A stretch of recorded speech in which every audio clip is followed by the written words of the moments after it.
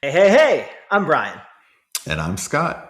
and welcome to the Two Old Fashions podcast, where two friends get together and have conversations over a cocktail. What are we doing today, Scott?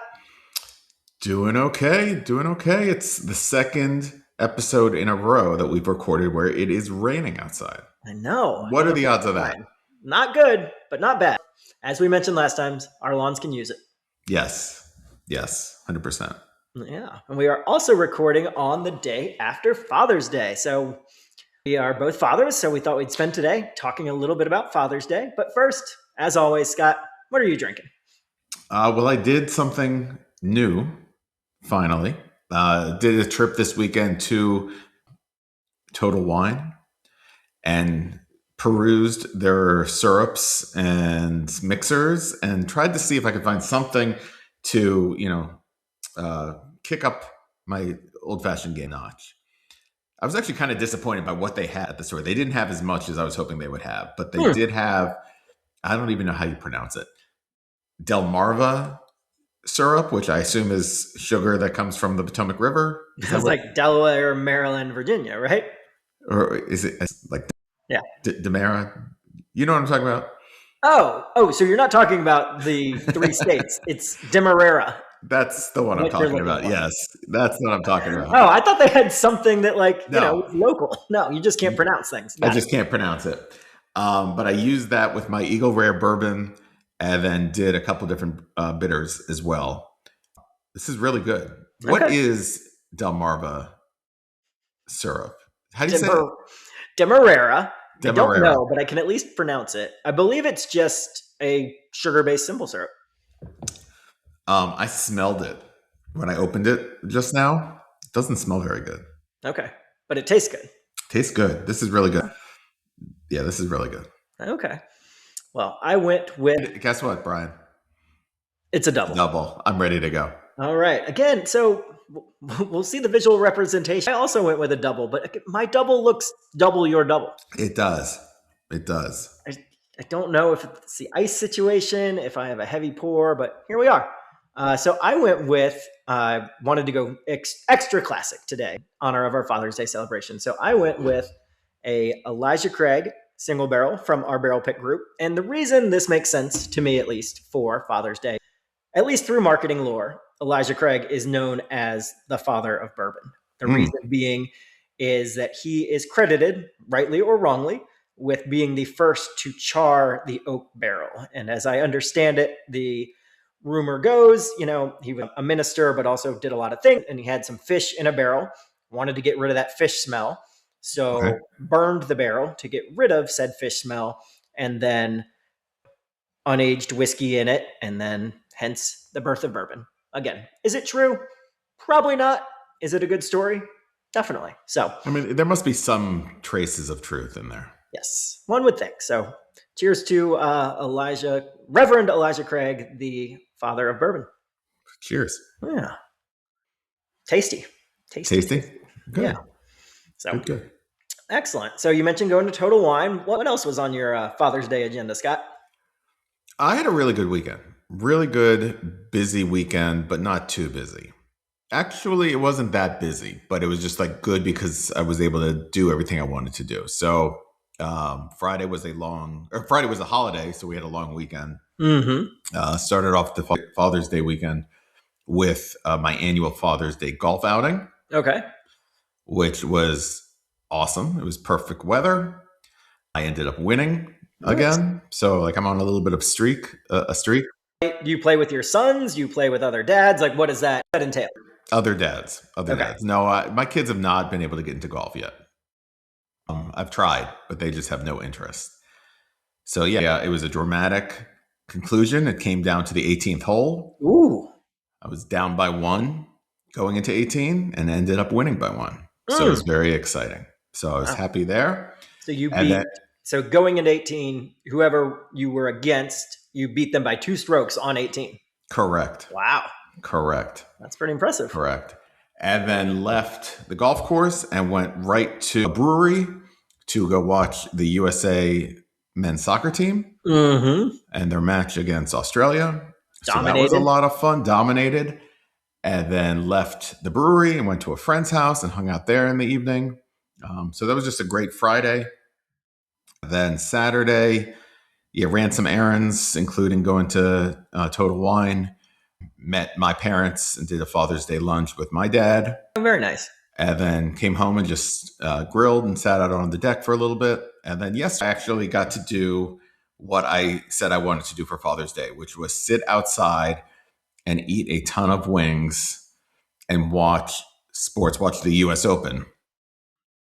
And so I think I stepped outside on my deck at 9 o'clock in the morning.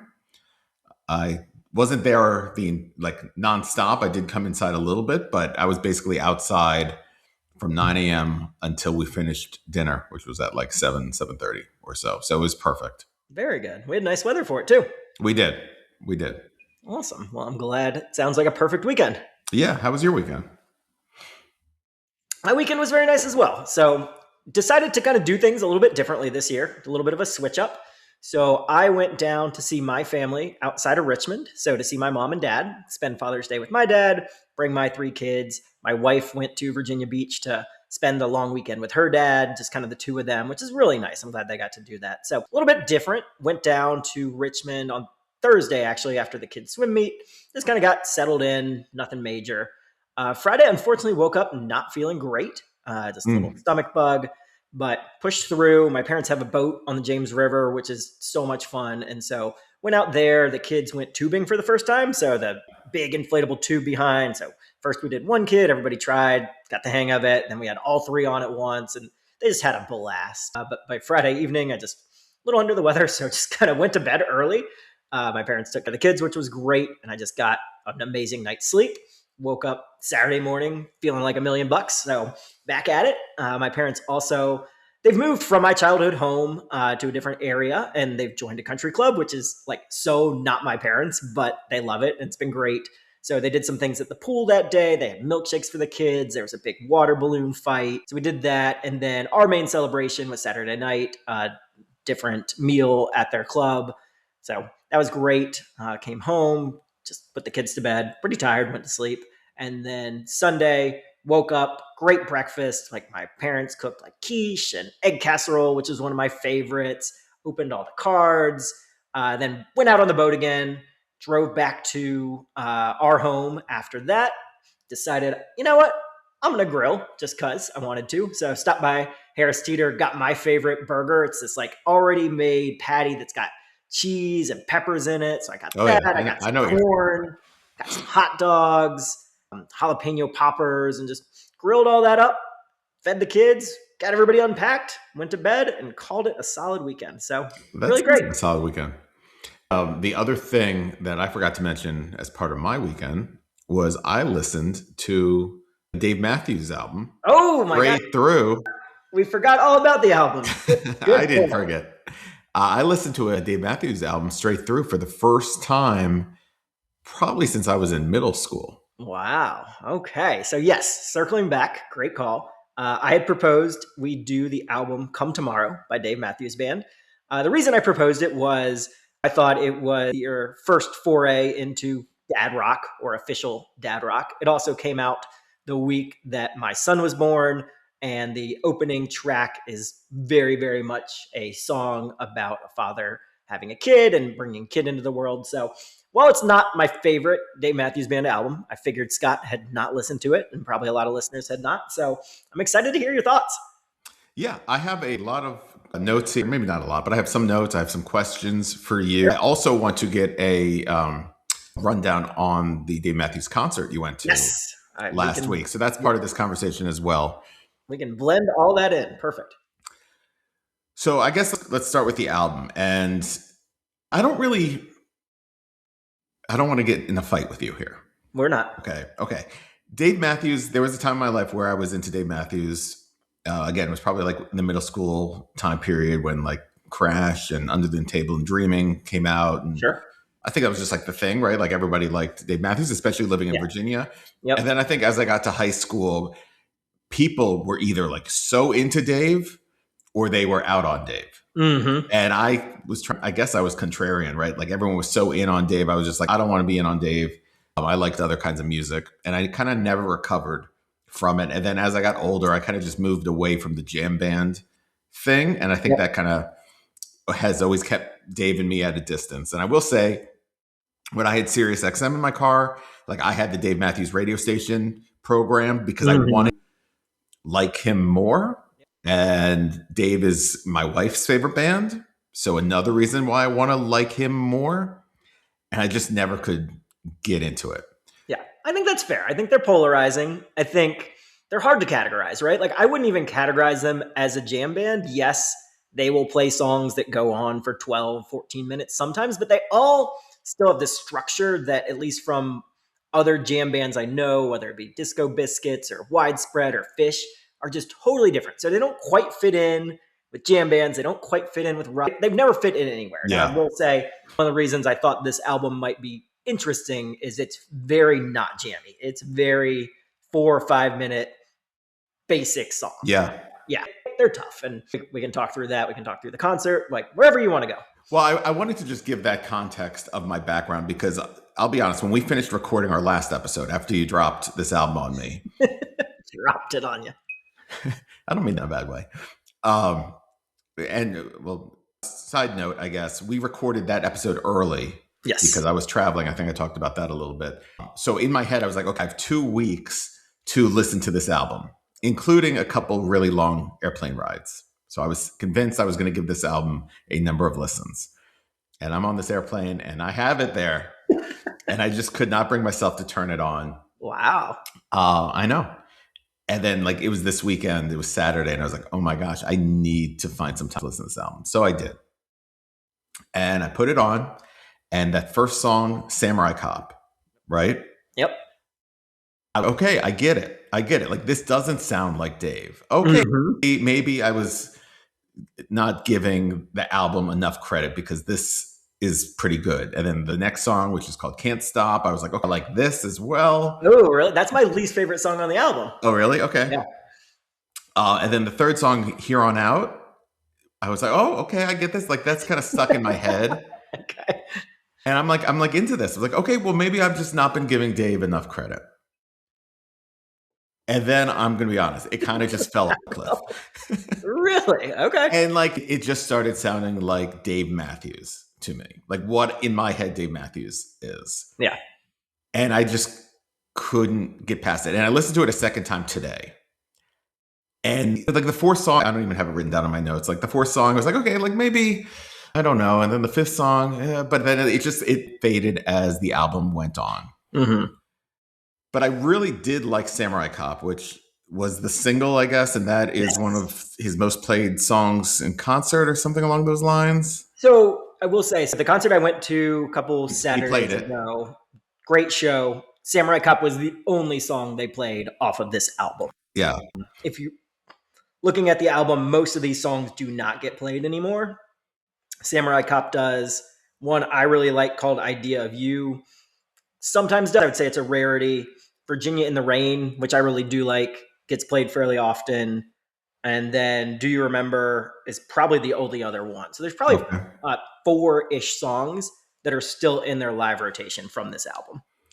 Now, other than that first song, which again, my note, Samurai Cop, it's about his son being born, or daughter. I don't know if he has a son or daughter. And again, this goes to the weirdness of Dave Matthews and Dave Matthews Band. It's called Samurai Cop because when they were recording it, they had some kind of kung fu movie on that had a samurai cop. So the name has nothing to do with the content of the song. In parentheses, it said Joy Begin, which would be a much better name for the song. So that was a question I had. Why'd they call it that? Yep. I was trying to do some research. All I could find is there's a movie from like 2001 called Samurai Cop that is like a cult classic because it's so bad it's good. Yes, that would probably be what they had on in the background while they were recording. Got it. Okay. But other than that song, like what else makes it a dad rock album? I just thought like the slower, kind of more introspective songs, Here On Out, Come Tomorrow is about, basically letting the old people, making the old people get out of the way so the kids can rule the future. So I just kind of thought the bookmarks of those, When I'm Weary at the very end, that's just like a little song. I don't even count that one. Do You Remember? Kind of thinking back to like childhood. It just felt more And again, it could have very much been like the time of my life that literally this album came out the same week my son came out. Oh yeah. I mean, especially that first song, right? Reading the lyrics, I'm sure you were like, "Oh my god, he put this out for me." Yeah, I mean, it felt that way. I was like, "Thanks, Dave." Yeah. But then the other thing that's the context on this album that's interesting is this came out in 2018. This was the first album without Boyd Tinsley, the longtime violinist in the band, and none of the fans really knew that he'd been dismissed or left the band. There's a lot of different stories on that. And then when this came out, he's not on it except for the very beginning of Idea of You, a live intro that then goes into the studio. I think they maybe did that just so he could get some credit and some royalties from the album. But other than that, he's just completely not on it, which is interesting. And it was a big shift for the band as well. I think going from that era to the era they're in now, they brought on a keyboard player and they actually got more into rock. The show I saw the other night, they covered Buffalo Springfield, I guess. Is that right? I think so. For what it's worth. I was with you when you said Springsteen, but I think I know what you mean. Drop. What's that sound? So, and their covers have been more rock heavy. So I think this was a very transitional album for them. And one of the reasons I thought it was interesting. What was the violinist? Boyd Tinsley? Boyd Tinsley, yes. Have they reconciled, or is he just like completely out? Like when they got elected into the Hall of Fame, was he there? He was not. They had a trophy for him. They had an extra trophy. Dave said something fairly off the cuff along the lines of, I hope he's doing well. I hope he's healthy. It seemed like from the outside looking in, it probably became a work ethic and potentially drug related issue. Gotcha. Okay.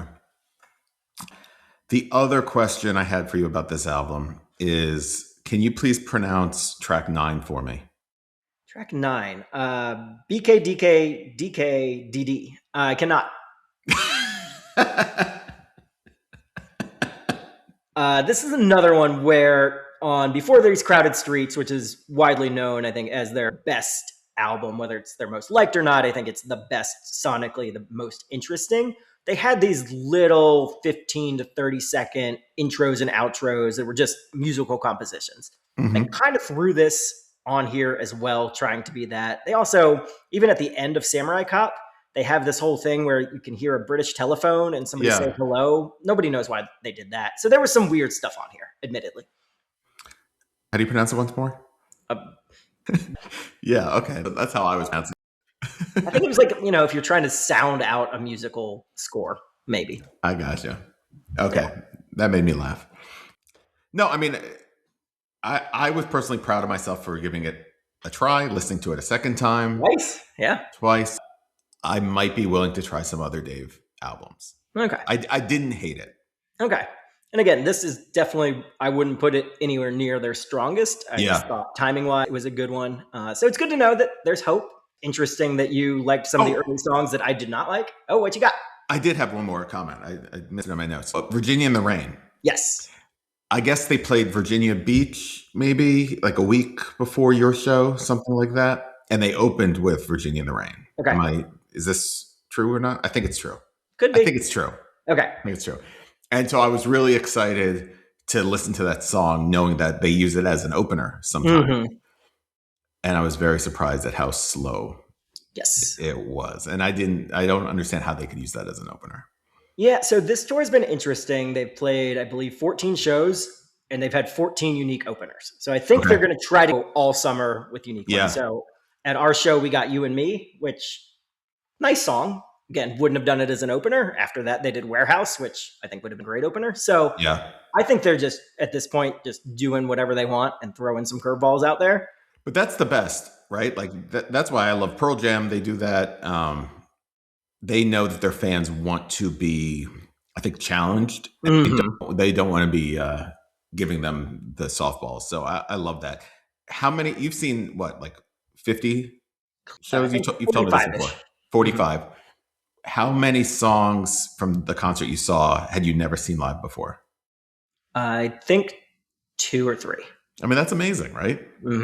You've seen them 45 times and you still got 3 unique songs. I love that. That's how bands keep you coming back. Yes.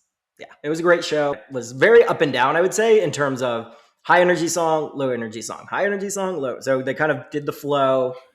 They brought out a couple surprises, couple what they call tour liberations, things that they haven't played yet on this Yeah. tour. The encore we got is a song called Beach Ball, which I think was a B-side from Away from the World that hadn't been played in almost 1,000 days. So some unique stuff was cool. And then we can obviously move on, but they did something at the very end, which all the big fans love. So they did Beach Ball as an encore, Dave solo. That's typically what they do. And then they started to do Too Much, which, is a fine, fun end of a show. But they did the first 4 bars, second 4 bars, and then they just cut it over into Ants Marching, and everybody just went nuts. So always a fun way to kind of sneak one in there. Awesome. It also had one of the things I like. I was actually listening to it again on the way back from Richmond yesterday. They had at least 4 songs that have like interesting crowd sing-alongs. So they do a song called The Stone, which fades out and everybody kind of sings along to Wise Men Say Only Fools Rush In by Elvis. They did Every Day, which has an intro for one of their old songs called 36. They did So Damn Lucky, that then has an outro to Thank You for Letting Me Be Myself by Sly and the Family Stone. So just like a really good crowd show. So really happy. Did a bus with like 13 other friends and had a great time. It looked like fun. Yeah. So that was my pre-Father's Day weekend fun. That's awesome. Yeah. That's awesome. All right. So we've rambled on for 22 minutes about our weekends and the show, but we did want to talk a little bit about fatherhood, becoming fathers, our dads. So I don't know. How do you want to do this, Scott? I don't know. I was, again, sitting outside for a number of hours yesterday. Love that.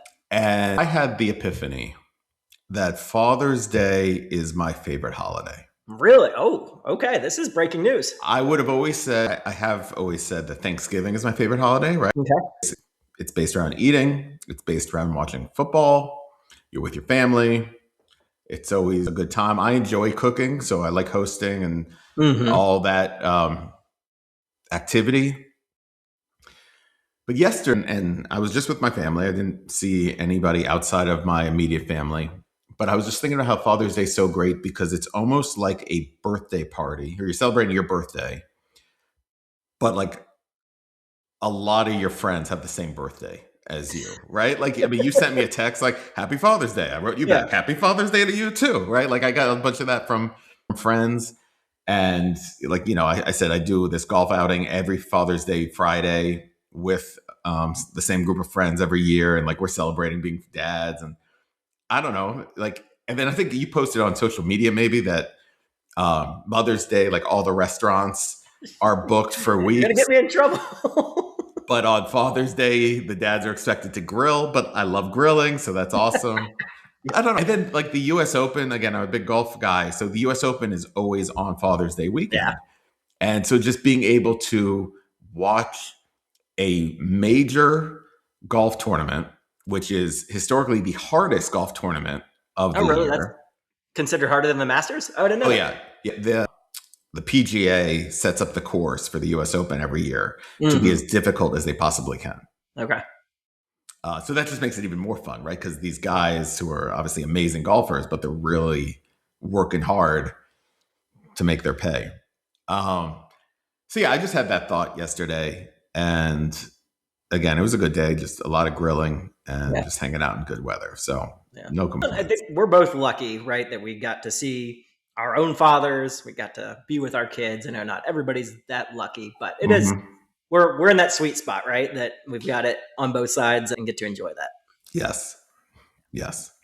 But favorite holiday? That's bold. I think so. Yeah, I think so. And I realize, I mean, it's we'll check in with you post Thanksgiving and see if it's returned. We might have a little recency bias here. I realize it could be a difficult holiday for some, so I don't want to diminish that. But just in the moment that I'm in right now, and then like just having your kids also, right? Let's talk about that. Like, my kids just wanted to make my day yesterday. So like I mentioned a few weeks ago when we did the television episode that like I love the X-Men animated series, and the new season starts July 1st. So I told my boys like, hey, we have to catch up and watch all the last season again. So we're ready to go for July 1st. So we sat on the couch, we watched some episodes, and just like, it's a great day. Yeah, I do. I love, like, we're in the era of like the handmade cards and the we'd like to do kind of the printouts and like, my dad is X years old and my dad's favorite food is. Problem is they're getting good, right? Like the answers used to be hilarious, and now they're Yeah. like, my dad is 43. He likes tacos and bourbon. Yeah. So, but I did get this one. I will read this out because this is just a big ego trip for me. This is from one of my daughters. My dad should win the best dad in the USA award because gives the best hugs. He is so sweet. He makes good decisions. We'll see about that. He never lies. He is handsome. Thank you very much. And he always plays with me. And it's just like that kind There of you go. stuff. Like my son, when we got to Richmond, he asked my dad for some socks. We're like, well, what do you need with some socks? He goes, just hold on. And he goes, Yeah. I need a box. Biggest box you got. I'm like, okay. Like we're just gonna let him fly with us. Get some markers. And he makes a puppet out of these socks, and he draws one with me and one with my dad, and then puts on like a puppet play show in the box. I'm like, this is just like so cute. Like Yeah. they're so sweet, and they just want to make you happy. My kids are not at the point where they can like make food or anything, but they're like, they want to try, right? And it's just adorable. Did you get any good gifts? So we went pretty gift free this year. This was kind of the year of cards and moments and memories. I will say my wife got me probably the perfect card. I brought it. I got 4 old fashions on it. And it says, cheers to you. And then you need to cut 2 of those out and just like have it be 2 old. Have a good old fashioned Father's Day. And I was like, well, I feel seen. There you go. So yeah, what about you? Big gifting, some syrups, some bitters, some golf balls? No, I got it was all very utilitarian, I guess, in the sense it was like things I needed, right? So like got a new belt. I got a new workout shirt, which I needed. I got some spatulas for nice. The flat top grill that I talked about a little while ago. And then we had I'm drawing a blank on what it's called, but it's an indoor herb garden thing. I can picture it. There's a couple. We had it years ago, and I just kept saying to my wife, like, hey, would love to get this going again. And she had it all set up for me. And so we have some cherry tomatoes and some basil going in the house. So I'm excited about that. Indoor. It's an indoor thing, yeah. Interesting. So it's got the ultraviolet lights or whatever kind of lights you need to do. And it has like a water filtration system. It seems overly complicated for what it is. Yeah. But it works. And once the herbs start growing or the plants start growing, like they really do grow like crazy. So I'm excited to having those going again. What I'm hearing is you can grow the herbs and then take that ice cream maker you made and get like some mint basil ice cream and stuff. Well, no, I know you're not a big mint guy, but like basil ice cream for me. We probably could. I think we have, like I said, cherry tomatoes, basil, maybe parsley and thyme going right now. I think you could do 8 different things at once. And we have 4 going right now. Nice. I like it. Yeah. I got mint covered. I know you don't like that one. Well, but I mean, I'm growing. I'm growing. On you. I mean, I had mint at your party. Yep. I like mint chocolate chip ice cream, so I'm growing. Awesome. So the day is all about celebrating dads. Like any kind of favorite stories of your dad you wanted to share? Any kind of memories of becoming a dad? Like where do you want to go? Memories of becoming a dad. Well, it still kind of blows my mind that I am a dad. Really? It does. I find it so strange that I'm a dad. I mean, I think like the highest high that can be experienced is like childbirth. I'm not the one giving birth, right? But like being there when there were 2 of you and then there are 3 of you. Mm-hmm. I can only imagine what it's like when there's 3 of you and then there's 5 of you. Yep. I don't know. Like that's going to be even crazier. But yeah, I mean, I don't know. It's just, you're just like so proud. You see yourself and your kids. And it's like even looking at pictures, right? Like I see pictures of myself when I was their age and all the good and the bad that you think about yourself, you see it in your kids. And that's just crazy to me. And, I think we talked about it on one of the early episodes about how like in my mind, my dad was an older man, not that old if you're listening, but like he was older and he wore a suit to work and he wore a suit when he was going out to dinner on a Saturday night. Oh, wow. Like in my mind, that's what it is. Right. And like, I don't feel like that, right? Like, what do my kids think about me? They don't see me wearing a suit every day. I don't know. It's just crazy. Yeah. I mean, I think kind of one of the biggest eye opening things for me was like, I just kind of assumed, my parents knew exactly what they were doing. My parents were great parents. Like, my dad was super involved. And then just becoming a dad and like, you know, I became a dad fairly old. I mean, older, right? Like 2018, I would have been, gosh, what, 36, 35? I don't know. So, like, not a young dad, but Yeah. like, had no clue. Like, I hadn't changed a diaper until 6 months before my son was born. And that was because my sister in law had kids and we went out to help them. And they were like, well, you better learn how to do this. And so I grew up an only child, right? So, like, I hadn't been around babies. And that was a big adjustment. And I was never one of those people that was like, oh my gosh, I need to have a ton of kids and like spread this, Brianness to the rest of the world. I was like Yeah. very happy when we found out we were having one, but I was like, this is a game changer. I mean, you want to know it's crazy. I've still never changed a diaper in my life. Are you serious? No, I just wanted to see what your reaction Oh was. my God. That is not true. Your wife, I mean, I already think she's a saint, but That is not true. That is true, but yeah. I have absolutely changed that. No, I mean, I remember like those first couple weeks, which you kind of block out, I guess, of your memory of like waking up every 2 hours in the middle of the night. Yep. Changing diapers, like dealing with explosions and like all that craziness. I mean, I think I said to my wife like a month ago or so, we must have been watching something on TV and they were talking about swaddling. And I was like, oh, I never learned how to swaddle. And I was being serious, like, oh, we never did that. And she was like, yeah, we did. Like, of course you did. Like, you did. You just don't remember the things. I remember we went to like class that, did CPR and Yeah. swaddling. It was like, all right, we called it the baby burrito. I was like, all right, if I can do this, I could work at Chipotle. Like, we got this figured out. I just remember leaving the hospital, and I feel like a lot of dads are like this, and they're just like, all right, now what? Right? Like, everybody was so helpful at the hospital, and then you're like, all right, we got to figure this out. And I was so like, I would just like check every 30 minutes, probably 5 minutes to be like, are you breathing? Like, are you okay? Especially those first few weeks when they sleep the whole time. Yes. Yeah. And you're like, well, okay, well, I'm home. I'm on paternity leave. I'm not working. Mm-hmm. I guess I'll just sit on the couch and watch some TV when the baby wakes up. And my wife, she was always, I guess it's best practice that you need to wake the baby up every couple of hours to feed them. Mm-hmm. And like after a few days, she was like, why am I going to wake the baby up? Like if the baby's hungry, he'll wake up. Right. So we were just like hanging out. My kids have always been great sleepers. Mm-hmm. So yeah, that was just wild that time. I would love to experience having a newborn again and dealing with all that craziness again.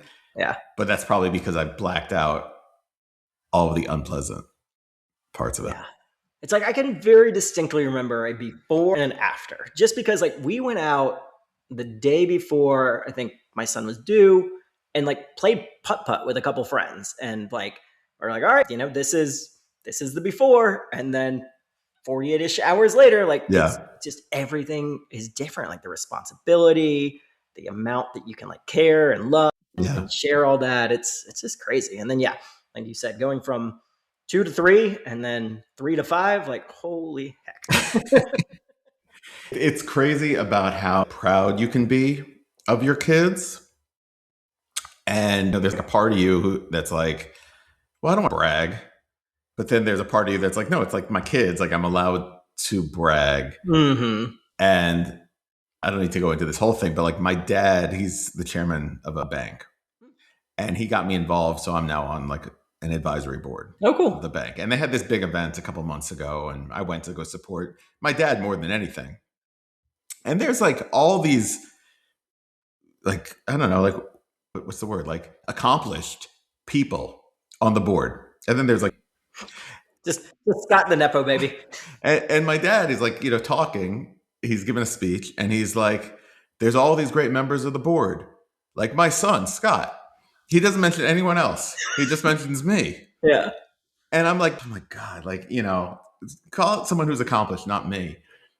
But I get it also, right? Like he's, I guess, proud, I would assume, of me being in this group. And like, I could see myself doing the same thing with my kids as time goes on. So you're just so proud of your kids. Let's give a shout out to one of your sons. Just got an amazing award, right? He did get an award. So county of the school system that they belong to have annual awards, not just like for the school, not just for the age group, but the entire student body, I guess, of the entire county. And he won, my oldest won for being a good, what's the word? Like a good, it's like a good citizen award. I'm screwing up what it was called, but for kids who are friendly with students with disabilities. Oh, that's so nice. And it was awesome, right? Like that's such a great recognition. There's only a few kids that got this award. But what I was most impressed with was we asked them, we were like, hey, like which one of your friends or like, you know, who has a disability? Like who, like what? And he was like, I have no idea. Like he had no idea. Yeah. And I think that's a good thing, right? Like he doesn't care if people are different. He just treats everybody, tries to be as inclusive as possible. Yeah. Yeah, I was extremely proud of that. Oh, extremely proud of that. Oh, I love that. Well, yeah. Shout out to one of our favorite listeners and your son, and to him. He is, I think, the only listener who has written us a handwritten note. Is that true? Yes. Or at least the only one that put it in my mailbox. That's awesome. No, being a dad is a great gift. And you know, again, that's why it's my favorite holiday. Yeah, that's fair. I know. I think, you know, we talked about kind of the early days, but I think, you know, we're now also in that phase where, you know, our kids are getting personalities. And like you said, they're taking some stuff from us. They're taking some stuff from our wives. They're taking things from each other, their grandparents, society. And it's just like, it's so interesting, right? To watch them become their own personalities and what they get into, what they're curious about. Yeah. And, you know, even with me having identical twins, they're starting to be into different things. Like one will be good at something, one will be better at something else. And they'll get a little competitive, but at the end of the day, they're like best friends and sisters, but they're also fighting. And again, for me, as an only child, this whole interaction thing it's crazy. And then like, what part do I play? I'm just, maybe some days I'm ref, some days I'm encourager, right? Just, I don't know. That's, I probably meandered my way through this earlier, but it's just kind of like, there's no instruction manual, right? Like everybody's just trying their best and hoping things work out. Yes. But at the end of the day, like even if you mess it up, even if you do the wrong thing, right? Like you're still their dad. And that's all they see. Yes. And that's all that's important. That's what matters. Yeah. I mean, I think we maybe even talked about this in like the Cal Ripken way, like just show up every day. Just show up. Just show up. That's right. You show up every day, give 100% or as close to 100% as you can on that given day. Yep. And that's all that anyone can ask of you. Yeah. And that goes for anything. Yep. Well, and I think related to that, one of the stories I just wanted to share about my dad that just I always remember. You know, my dad is such a giving person. He's one, he would, you know, he wants to always help. He wants to fix, he wants to make things better for anybody that he comes across. And this was in middle school, and my best friend Chris and I were big baseball fans and Orioles fans and Cal Ripken fans. My dad sold packaging to the meat industry and fortunately had some access to tickets to Camden Yard because I think he sold the packaging to the hot dog manufacturer or something. So long story short, he gets us out of school. I think this was either 6th or 7th grade. We got out of Latin class. Friggin' hated Latin class. That was terrible. So just even getting out of Latin class was amazing. But he picks us up. We go up 95. That's a long drive. It was a long drive for me to go to Camden Yards. Yeah. So we're doing it. And the reason we were going to the game where Cal Ripken broke the record. You've gone to so many good games. You went to that game? 31. But it gets better, right? So my dad was able to get 2 tickets. And, you know, he was more than happy for me and my buddy to go. He was just going to drop us off. Again, we're middle school. We can't drive. And just hang out and do whatever. Again, I think this is just one of those stories of good karma happening to good people. He was talking to somebody, ended up being one of the players' wives who had an extra ticket. So he ended up getting to go to the game, sit in the section with the players' wives.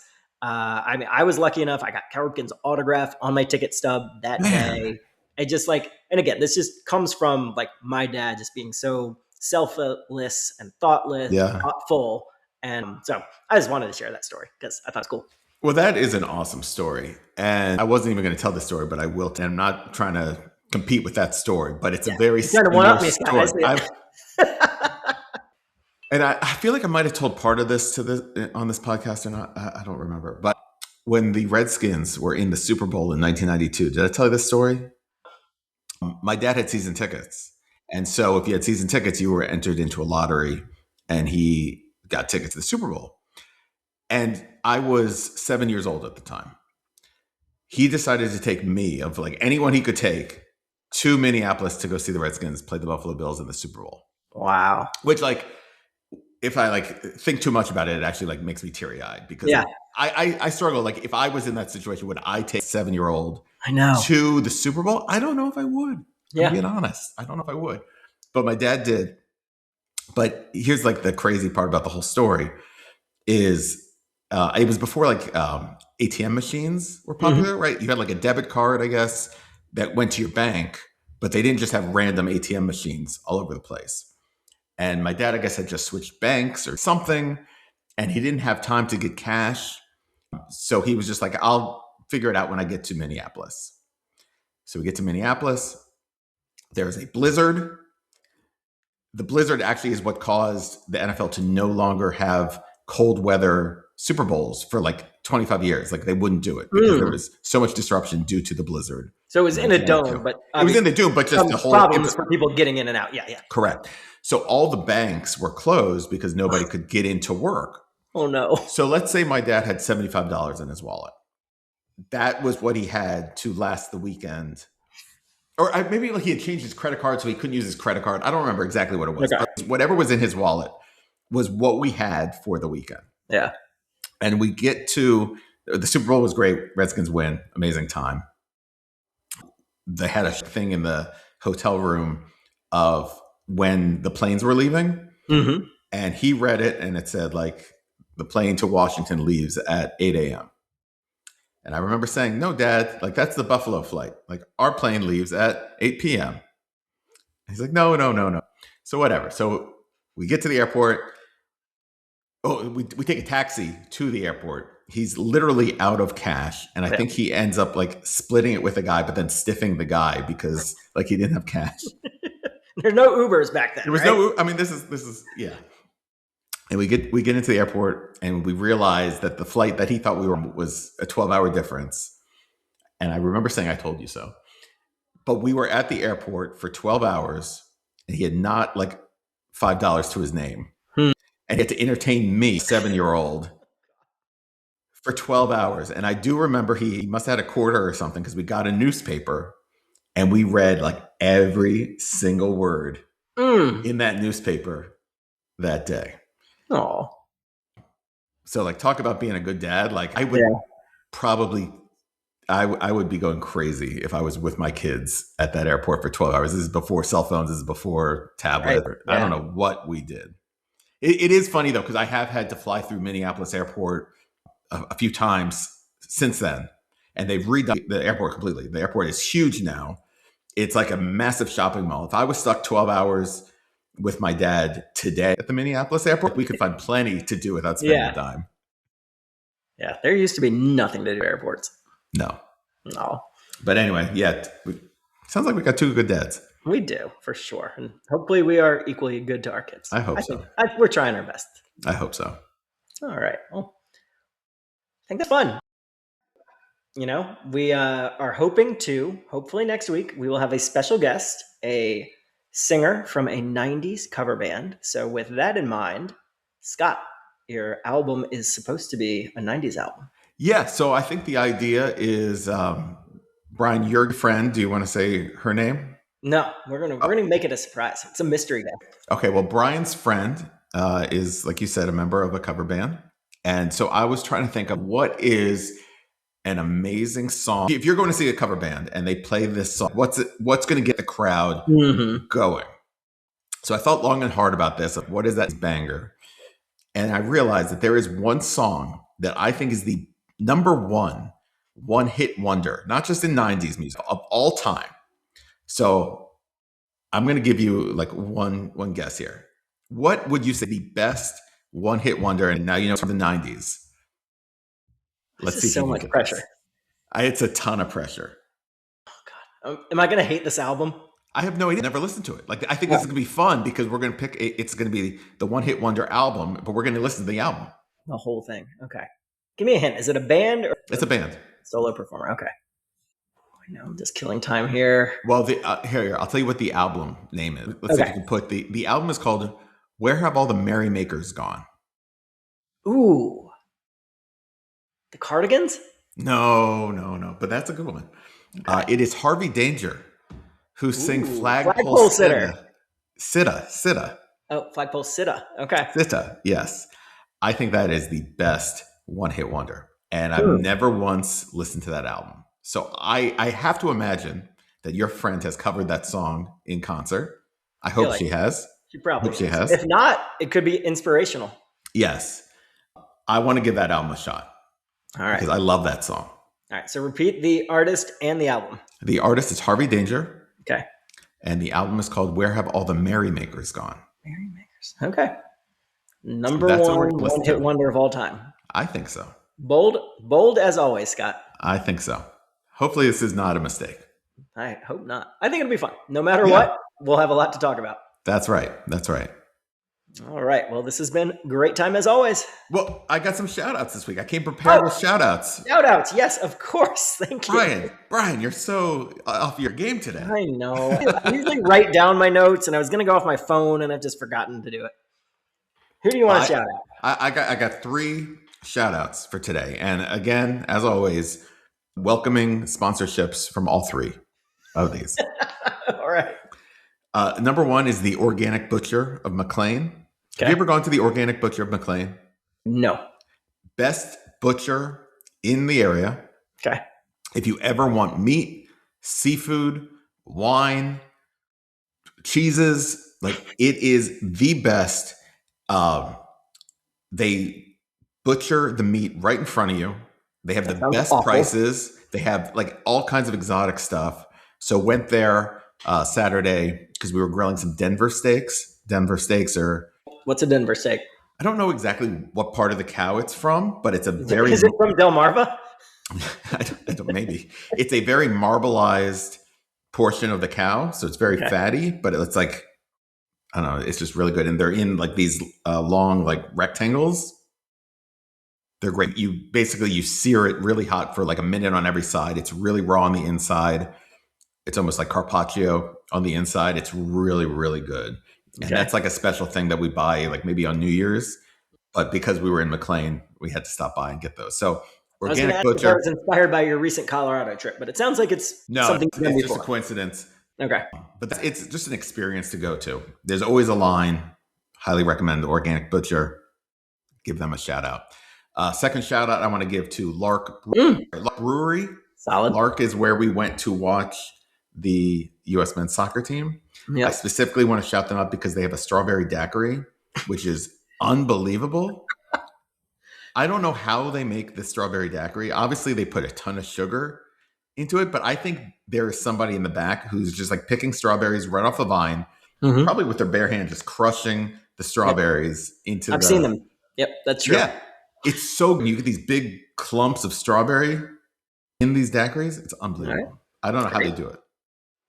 So you went to a brewery, watched football, and drank a strawberry daiquiri. Just want to confirm.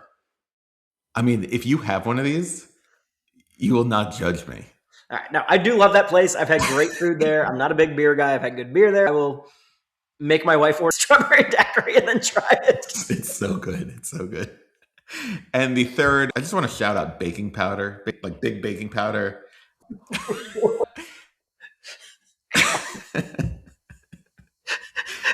Baking powder is the secret. It's the secret to a good smoked wing. And I put a ton of baking powder on my wings yesterday, and they were the best wings I've ever made. So my friend Susan, I'll give her credit. She's the one who taught me this trick. But yeah, baking powder, shout out to Big Baking Powder. Big baking. I had a couple shout outs. I don't even know where to go from here. I will shout out, my dad, my wife, my kids. That's what makes Father's Day. And I will end it there. And big baking powder. You're not going to be laughing when Big Baking Powder is our first sponsor. I cannot wait. I will Yeah. pour it all over myself if that's There what you it go. takes. You'll be very crispy. Yes. All right. All Well, right. Scott, as always, this has been a pleasure. The shout out thing is my new favorite thing in the world, and we will Yes. keep it up. Sounds good. All right. Cheers. Cheers. See you out there.